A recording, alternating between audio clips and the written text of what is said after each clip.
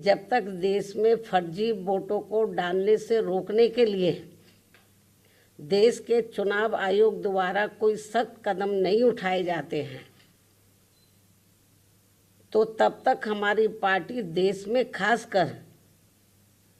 अब कोई भी उपचुनाव नहीं लड़ेगी। वे उपचुनाव में इस बार जो वोट पड़े हैं और उसके बाद जो कल नतीजे आए हैं, तो उसको लेकर अब ये आम चर्चा है। मैं खुद नहीं कह रही हूँ, ये लोगों में आम चर्चा है कि पहले देश में बैलेट पेपर के जरिए चुनाव जीतने के लिए सत्ता का दुरुपयोग करके फर्जी वोट डाले जाते थे, और अब तो ईवीएम के जरिए भी ये कार्य किया जा रहा है, जो लोकतंत्र के लिए बड़े दुख व चिंता की बात है। इतना ही नहीं, बल्कि देश में लोकसभा व राज्यों में विधानसभा आम चुनाव के साथ साथ खासकर उपचुनावों में तो अब ये कार्य काफ़ी खुलकर किया जा रहा है। और ये सब हमें हाल ही में हुए यूपी के उपचुनाव में काफ़ी कुछ देखने के लिए मिला है। और इस बार महाराष्ट्र स्टेट में विधानसभा के हुए आम चुनाव में भी इसको लेकर काफ़ी आवाज़ें उठाई जा रही हैं। ये अपने देश में यह लोकतंत्र के लिए बहुत बड़ी खतरे की घंटी भी है। ऐसी स्थिति में अब हमारी पार्टी ने ये फैसला लिया है कि जब तक देश में फर्जी वोटों को डालने से रोकने के लिए देश के चुनाव आयोग द्वारा कोई सख्त कदम नहीं उठाए जाते हैं, तो तब तक हमारी पार्टी देश में खासकर अब कोई भी उपचुनाव नहीं लड़ेगी। मैं उपचुनाव की बात कर रही हूँ, बाई इलेक्शन की। तो तब तक हमारी पार्टी देश में खासकर अब कोई भी उपचुनाव नहीं लड़ेगी। जबकि आम चुनाव में जब जनरल इलेक्शन होते हैं, जबकि आम चुनाव में इस मामले में थोड़ा बचाव जरूर हो जाता है, क्योंकि इनका अर्थात सरकारी मशीनरी का सत्ता परिवर्तन के डर की वजह से जब जनरल इलेक्शन होता है, जो पार्टी पावर में होती है, जरूरी नहीं है कि वो पार्टी पावर में फिर से लौट के आ जाए, दूसरी पार्टी भी आ सकती है। तो फिर वो जो सरकारी मशीनरी है वो थोड़ा घबराती है। जबकि आम चुनाव में इस मामले में थोड़ा बचाव जरूर हो जाता है, क्योंकि इनका अर्थात सरकारी मशीनरी का सत्ता परिवर्तन के डर की वजह से आम चुनाव में इनका जनता पर कोई ज़्यादा दबाव या डर आदि नहीं होता है, जिसे खास ध्यान में रखकर हमारी पार्टी देश में लोकसभा व राज्यों में विधानसभा के आम चुनाव तथा स्थानीय निकायों के भी चुनाव पूरी तैयारी व दमदारी के साथ लड़ेगी। इसके साथ ही यहाँ मैं ये भी कहना चाहती हूँ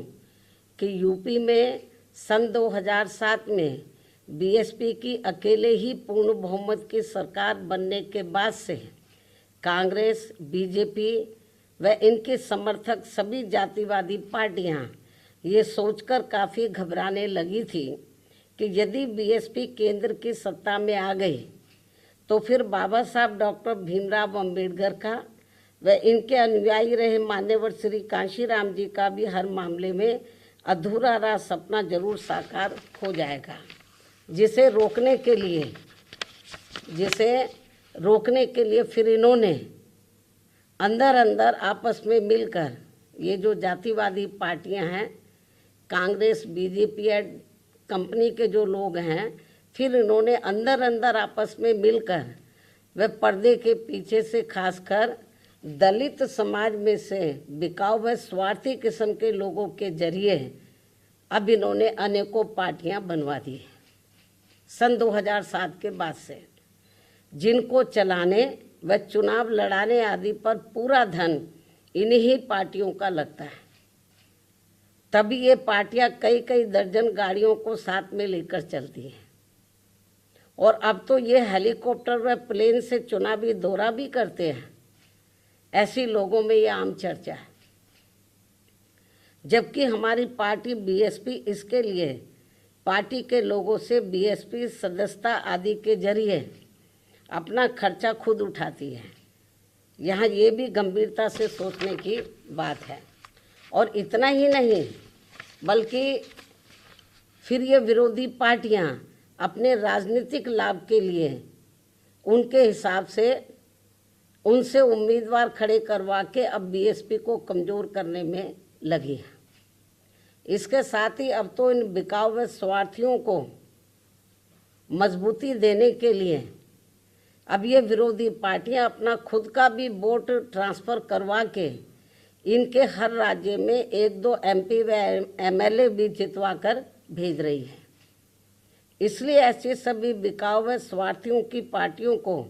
अब अपने भोले भाले दलितों, आदिवासियों, अन्य पिछड़े वर्गों व अक़लियतों को भी अपना एक भी वोट देकर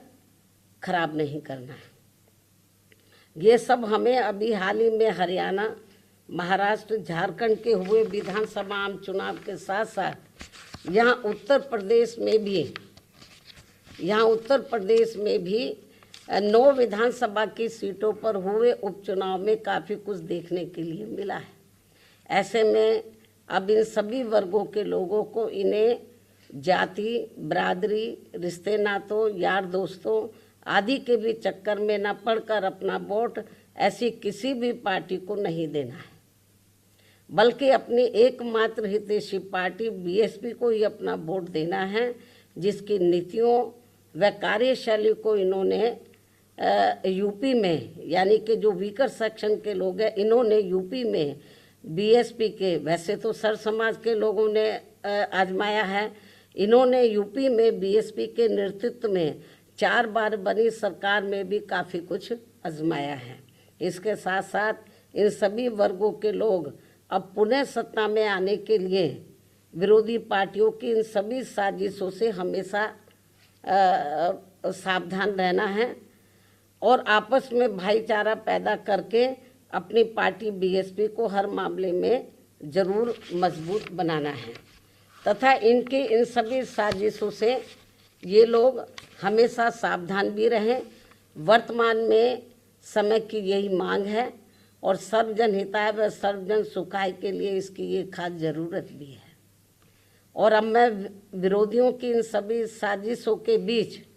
अपनी पार्टी के लोगों ने अपने उम्मीदवारों को यहाँ उत्तर प्रदेश में, महाराष्ट्र में,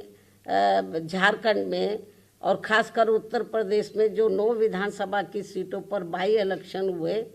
तो इन सभी सीटों पर अपनी पार्टी के लोगों ने अपने पार्टी के उम्मीदवारों को जिताने के लिए जो पूरे जी जान से कोशिश की है, तो उनका मैं पूरे तय दिल से आभार प्रकट करते हुए अब मैं अपनी बात यहीं समाप्त करूं। लेकिन इससे पहले मैं यूपी सरकार को ये भी कहना चाहूँगी, कल यूपी में उपचुनाव को लेकर आए अप्रत्याशित नतीजों के बाद से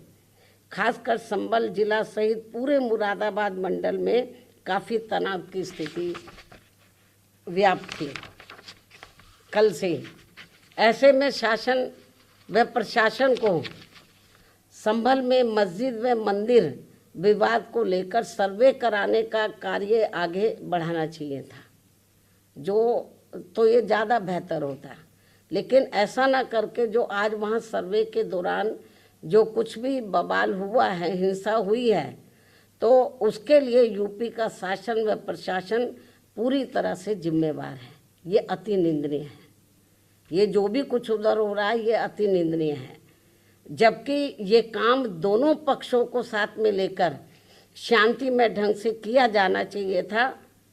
जो नहीं किया जा रहा है। ऐसे में अब मैं खासकर